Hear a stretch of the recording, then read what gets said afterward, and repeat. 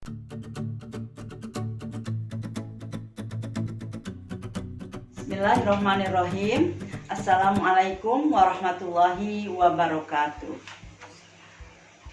Selamat berjumpa kembali anak-anak kelas 8 di pelajaran Bahasa Indonesia jarak jauh atau online ya. Kita berdoa dulu, semoga hari ini kita tetap dilindungi oleh Allah Subhanahu wa Ta'ala dalam keadaan sehat walafiat, kemudian corona cepat berlalu ya, sehingga kita dengan cepat dapat belajar dengan offline atau tatap muka. Amin ya anak-anakku. Anak-anak kelas 8, pada pertemuan pertama minggu kemarin kita sudah membahas ya, yaitu bab tentang berita ya. Bab tentang berita artinya pengertian berita, kemudian juga unsur-unsur berita. Nah, kalian sudah membaca ya, ada KI dan KD-nya. Anak-anakku sekalian, berarti kita hari ini adalah pertemuan kedua ya, pelajaran bahasa Indonesia. Di dalam pertemuan kedua berarti menyimpulkan isi berita ya. Dalam pertemuan pertama kalian sudah tahu ya apa itu pengertian berita, kemudian yang termasuk unsur-unsur berita ya. Tahu kan unsur-unsur berita, yaitu 5W plus H ya.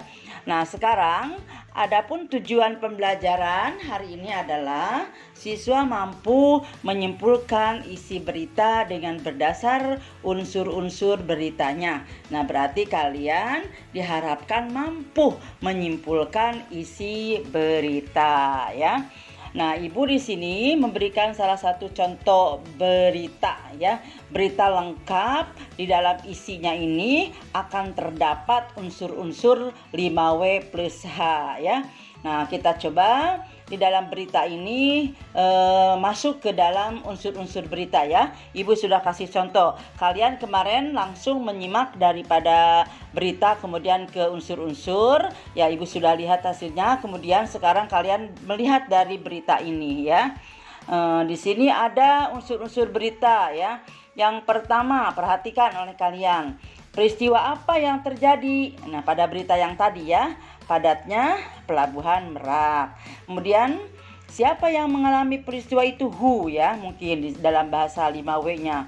Truk-truk pengangkut barang non sembako.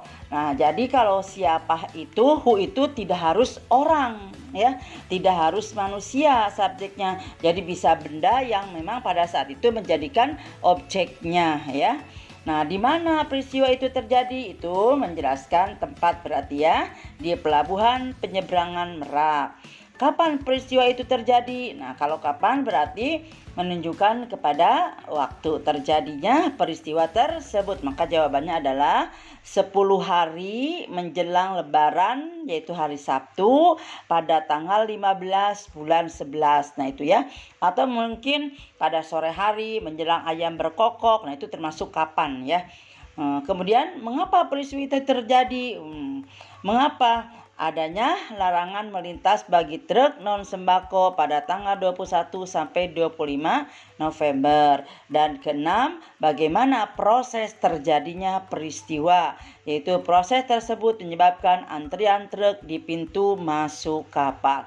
Nah, ini salah satu contoh 5W plus H pada berita yang sudah Ibu sajikan. Oke, lanjut ya. Nah, kemudian yang keenam tadi rumusannya ya, 5W plus H.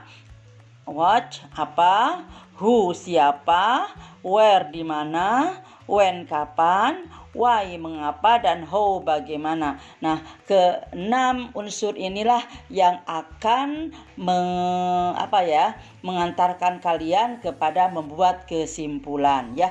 Bisa disingkat ini tuh ada adik Simba, atau juga ada juga yang menyebut Asdikamba, sama saja itu ya. Nah, kemudian ada salah satu contoh bagaimana cara menyimpulkan tadi. Dari menyimpulkan tadi kan dari berangkat dari 5W plus H ya. Nah, ini hasil penyimpulannya. Berita tersebut menyampaikan informasi tentang padatnya Pelabuhan Merak oleh truk-truk pengangkut barang non sembako pada 10 hari menjelang Lebaran ya. Nah, itu contoh kesimpulannya ya. Nah, kemudian apa yang dimaksud dengan kesimpulan? Nah, yang dimaksud dengan kesimpulan adalah kata-kata akhir dari suatu uraian ya. Jadi sangat ringkas apa yang sedang dibicarakan di sana maka menjadi sebuah kesimpulan ya. Maka lihat di sini ada draft ya, apa, siapa, di mana, kapan, mengapa, bagaimana, kemudian menuju kepada kesimpulan sebuah berita ya. Mudah-mudahan kalian bisa memahaminya. Semangat. Demikianlah anak-anakku penjelasan atau pembahasan tentang kesimpulan berita. Paham ya kalian ya? Mudah-mudahan kalian paham, pastilah paham ya. Oke, sekarang tugas hari ini adalah kalian berarti mencatat materi tentang kesimpulan berita ya. Sudah barang tentu dicatat pada buku catatan ya. Nah, sedangkan latihannya yaitu kalian membuat kesimpulan berita ya. Beritanya bukan yang berita hari ini ya. Kalau berita yang hari ini kan udah ibu jawab, udah kasih contoh. Nah, jadi beritanya adalah berita yang pertemuan pertama dibuka kembali, kemudian kalian buatkan kesimpulannya ya.